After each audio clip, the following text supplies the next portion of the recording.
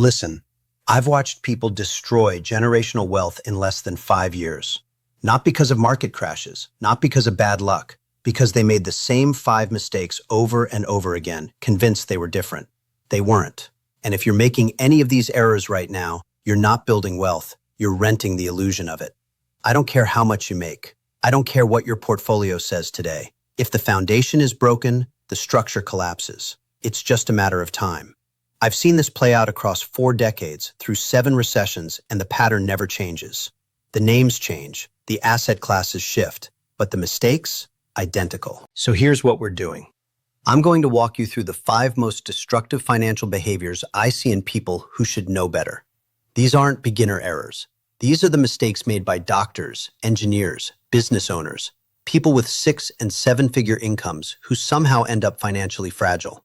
And I'm going to explain why each one matters, what it costs you in real terms, and how to stop doing it immediately. Because at the end of this, you'll understand something most people never figure out. Wealth isn't built by what you earn. It's built by what you keep, how you deploy it, and whether you can protect it when everything around you is on fire. Let me start with something most people get backwards. They think wealth building is about finding the right investment, the right stock, the right crypto, the right real estate deal. And they spend years chasing that magic formula, convinced that the difference between them and the wealthy is just information, some secret strategy they haven't unlocked yet. That's not how this works. Wealth building is about not losing. It's about eliminating the behaviors that drain capital silently, consistently, year after year, until you wake up at 55 and realize you've made money your entire life, but have nothing to show for it. The wealthy aren't doing 10 things right. They're avoiding 5 things wrong. That's the entire game. And I know this because I've spent 40 years on both sides of the table. I've built companies, I've funded them, I've shut them down. I've watched entrepreneurs turn $50,000 into 50 million, and I've watched people with 50 million burn it down to 0. The difference was never intelligence. It was discipline. Specifically, the discipline to stop doing the things that feel comfortable in the moment, but compound into disaster over time. So when I talk about these 5 mistakes, I'm not theorizing. I'm not pulling this from a textbook. I'm telling you what I've watched destroy more wealth than any market crash ever has. And the reason these mistakes are so dangerous is because they don't feel like mistakes when you're making them. They feel normal, reasonable, justified. That's what makes them lethal. Let's talk about the first one. Mistake number 1, treating your primary residence like an investment. This is the most widespread delusion in personal finance, and it's costing people millions in opportunity costs they'll never recover. Here's the truth. Your home is not an investment. It's a liability that you live in. It doesn't generate cash flow. It doesn't compound. It doesn't give you optionality. It sits there consuming capital in the form of mortgage interest, property taxes, insurance, maintenance, and all the hidden costs people conveniently ignore when they're justifying that extra bathroom or the upgraded kitchen. Now, I'm not saying don't own a home. I'm saying don't confuse it with wealth creation. Because when you dump $300,000, $500,000, $1 million into a property that you live in, that capital is dead. It's locked. It's not working for you. And every dollar you overspend on that house is a dollar that could have been deployed into an actual income-generating asset. Let me give you the math. Let's say you're deciding between a $400 home and a $600,000 home. You tell yourself the $600,000 home is a better investment because it's in a better neighborhood, it'll appreciate more, and you'll get more when you sell. Maybe that's true. Maybe over 20 years, that home appreciates at 4% annually instead of 3%. Congratulations. You made an extra $60,000 over 2 decades. But here's what you missed. That extra $200,000 you spent, if you'd bought the cheaper home and invested that $200,000 into a diversified portfolio returning 8% annually, you'd have over $900,000 in 20 years. You traded $900,000 for $60,000. That's not wealth building. That's financial self-sabotage disguised as smart homeownership. And I see this constantly. People stretching to buy more house than they need because they've been sold this idea that real estate always goes up, that it's safe, that it's the foundation of wealth. It's not. The foundation of wealth is cash flowing assets. Your home is not that. Your home is where you sleep. The truly wealthy understand this instinctively. They buy reasonable homes relative to their net worth. They don't maximize the mortgage just because the bank approved them. They don't renovate for resale value. They live comfortably, but they keep the majority of their capital deployed in businesses, stocks, bonds, and real estate that actually produces income. That's the difference. So if you're sitting in a house right now that's consuming 30, 40, 50% of your income, you need to ask yourself a very uncomfortable question. Did I buy this home to build wealth, or did I buy it to signal status? Because one of those strategies works. The other one bankrupts you slowly. Mistake number 2, confusing income with wealth. This one destroys high earners faster than anything else. I've met surgeons making $700,000 a year who are functionally broke. I've met tech executives pulling in multiple 6 figures who can't cover 6 months of expenses without a paycheck. And every single time, the problem is the same. They think because they make a lot, they are a lot. They're not. Income is what you earn. Wealth is what you keep. And the gap between those two things is where most people's financial lives fall apart. Here's what happens. Someone starts making $200,000, $300,000, $400,000 a year. Suddenly, the lifestyle inflates. Bigger house, nicer cars, private schools, better vacations. All of it justified because, hey, we can afford it. We make good money. And technically, yes, the cash flow supports it. But that's not the point. The point is this. Every dollar you spend is a dollar that doesn't compound. And when your lifestyle rises in lockstep with your income, you're not building wealth. You're building a dependency. You're building a situation where you have to keep earning at that level forever just to maintain baseline existence. That's not freedom. That's a high income trap. And the really insidious part? It feels fine because you're not struggling. The bills get paid. You're not stressed about money day to day, but you're also not building anything. You're on a treadmill. And the moment that income stops, layoff, health issue, market downturn, industry disruption, you're in trouble immediately because you have no runway, no cushion, no optionality. I've seen this end badly more times than I can count. The person who is making $400,000 a year, living a $400,000 lifestyle, suddenly makes $200,000, and they can't adjust. The house payment doesn't change. The car leases don't change. The lifestyle expectations don't change. So they start burning savings. Then they start borrowing. Then they start making desperate decisions. And within 2 years, they're worse off than someone who never made a quarter of what they did. Here's the rule. Your lifestyle should lag your income by at least 5 years. If you get a raise today, you shouldn't feel it in your spending for half a decade. That gap, that's where wealth gets built. That's where optionality gets created. That's where you go from high earner to actually wealthy. And I don't care if that sounds extreme. I don't care if your friends are upgrading and you feel left behind. This isn't about feelings. This is about math. And the math says that if you spend what you make, you will never, ever be free. Mistake number 3, holding cash for too long. This is the mistake people make when they think they're being smart. They save diligently. They build up 50, 100, 200,000 in a savings account. They feel responsible. They feel secure. And they are killing their financial future. Cash is not a long-term asset. It's a short-term tool. And when you hold it beyond 6 to 12 months of expenses, you are losing money every single day. Not in theory, in reality. Let's use round numbers. Inflation averages 3% annually. Your savings account pays you what? 0.5%? Maybe 1% if you're lucky? That's a 2 to 2.5% annual loss in purchasing power, compounded every year. So if you have $100,000 sitting in cash for 10 years, you haven't preserved the $100,000. You preserved $74,000 in today's dollars. You lost 26% of your wealth by doing nothing. And that's assuming inflation stays at 3%.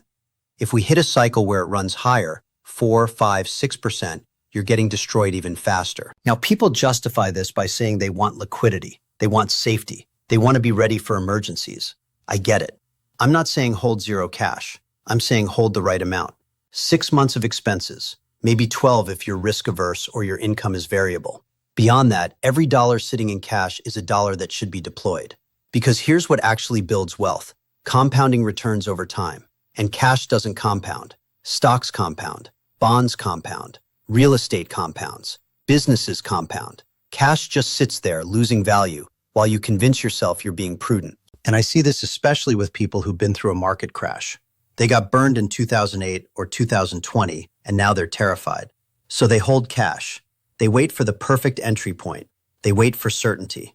And they wait forever. Because certainty never comes. The market doesn't ring a bell at the bottom. And while they're waiting, inflation is eating them alive, and the market is moving higher without them. Here's the reality. Time in the market beats timing the market. Every study, every backtest, every historical analysis proves this.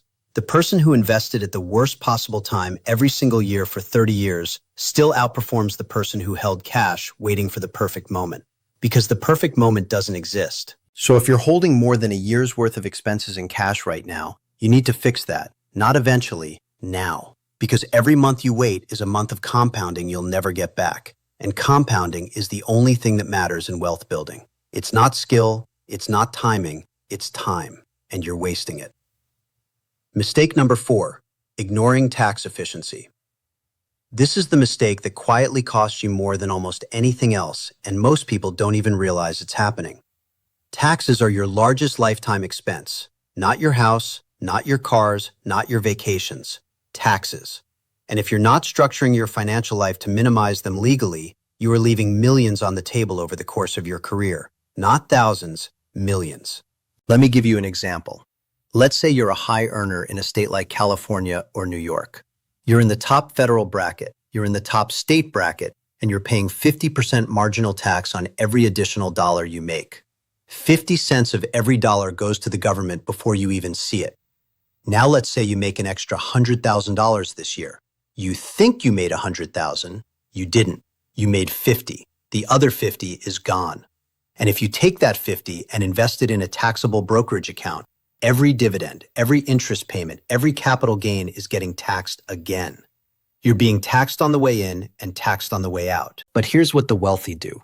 They maximize every tax-advantaged account available. 401k, Roth IRA, HSA, backdoor Roth, mega backdoor Roth, SEP IRA if they're self-employed, defined benefit plan if they're running a business. They're not doing this because they love paperwork. They're doing it because the difference between tax-deferred growth and taxable growth is staggering over 30 years. Let me show you the math. $100,000 invested in a taxable account, growing at 8% annually, getting taxed on dividends and gains every year, leaves you with about $570,000 after 30 years. That same $100,000 in a tax-deferred account like a 401k, over $1 million. You just doubled your outcome by choosing the right structure. And that's not even including the upfront deduction. If you put $50,000 into a 401k and you're in the 50% bracket, you just saved $25,000 in taxes that year. That's $25,000 you can invest immediately. That's how the gap between the wealthy and the high income but not wealthy gets wider every year. The wealthy are playing a completely different game structurally. Now, beyond retirement accounts, there's entity structuring. If you're a business owner and you're operating as a sole proprietor or a single-member LLC taxed as a disregarded entity, you're paying self-employment tax on everything. 15.3% off the top before income tax even starts. But if you restructure as an S-corp and pay yourself a reasonable salary, you can take the rest as distributions and avoid that self-employment tax entirely. That's a 15% swing on a huge chunk of your income. I'm not saying do anything illegal. I'm saying use the structure that the tax code provides. The government created these vehicles for a reason. They want you to save for retirement. They want you to invest in businesses. They want you to deploy capital. So they give you tax breaks to do it. And if you're not using them, you're just donating money to the government that you didn't have to. And I get it. Taxes are boring. Structuring is complicated. You don't want to think about it. But that's the cost of wealth building. It's not sexy. It's not exciting. It's optimizing the boring stuff that everyone else ignores. That's where the real money is made. Mistake number 5, avoiding risk entirely. This is the one that keeps people poor forever, even when they do everything else right. Because here's the truth. You cannot build significant wealth without taking risk. You can't. It's not possible. And every year you spend trying to avoid risk entirely is a year you spend guaranteeing mediocrity. Now, I'm not talking about stupid risk. I'm not talking about gambling. I'm not talking about putting your life savings into a single stock or a speculative asset you don't understand. I'm talking about intelligent, calculated, diversified risk. The kind of risk that has been rewarded consistently over decades. The kind of risk that separates the wealthy from everyone else. And yet I see people all the time who refuse to take it. They keep everything in cash, or bonds, or a savings account, or they buy a home and think they're done. And they wonder why, after 20 years of working and saving, they're barely ahead. It's because they chose safety over growth.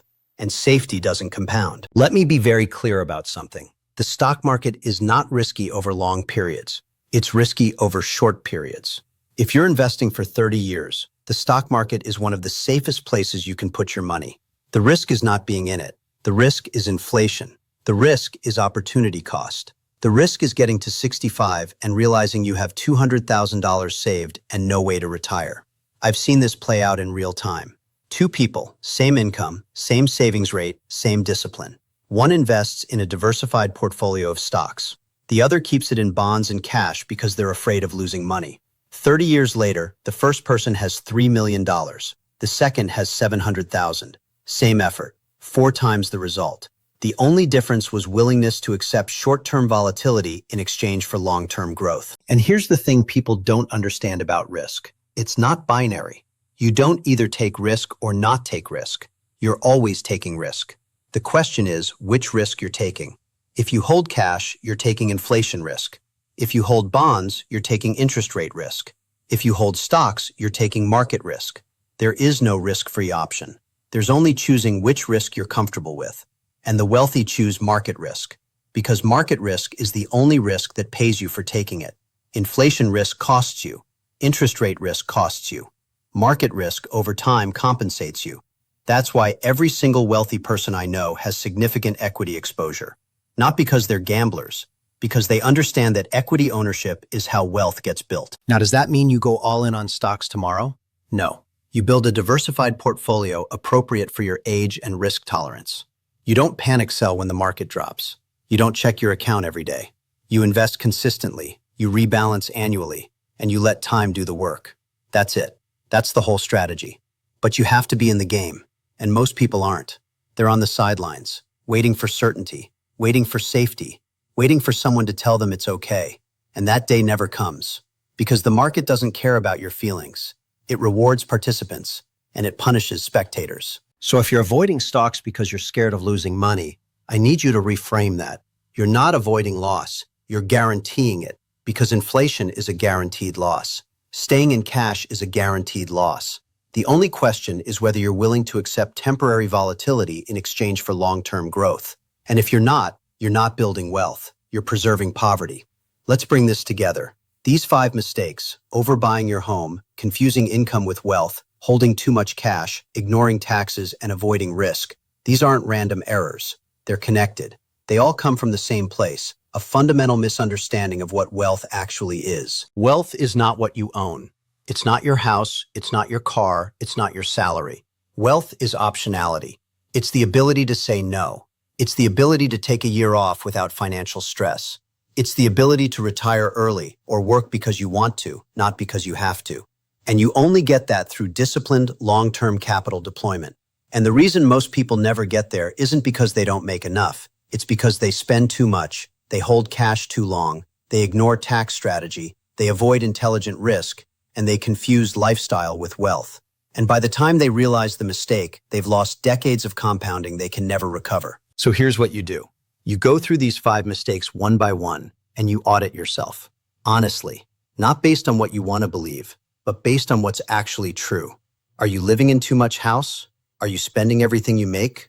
Are you holding too much cash? Are you ignoring tax optimization? Are you avoiding the market because you're scared? And for every mistake you're making, you fix it. Not next year, not when you feel ready, now. Because every day you wait is a day of compounding you're giving up. And compounding is the only thing that turns decent incomes into generational wealth. I've been doing this for 40 years. I've seen every cycle, every boom, every crash, every panic. And the people who win are never the smartest. They're never the ones with the best timing. They're the ones who avoid these 5 mistakes consistently, year after year, decade after decade. That's it. That's the entire formula. And if you can do that, if you can live below your means, deploy capital intelligently, optimize for taxes, and stay in the market through volatility, you will build wealth. Not might, will. Because the math works. It's worked for 100 years. It'll work for another 100. But only if you stop making these mistakes. Now, if this made sense to you, if you're realizing you've been doing some of these things wrong, do 2 things. 1, subscribe. Because I'm going to keep breaking down the strategies that actually work, the mistakes that actually matter, and the mindset that separates people who build wealth from people who just talk about it. 2, watch the next video. Because we're going to go deeper into portfolio construction, asset allocation, and how to structure your finances so that you're not just avoiding the stakes, you're actively optimizing for growth. But only if you're serious. If you're just here for entertainment, you're in the wrong place. This is about money, real money. And the decisions you make in the next 12 months will determine whether you're still working at 70 or whether you're free at 50. Your call.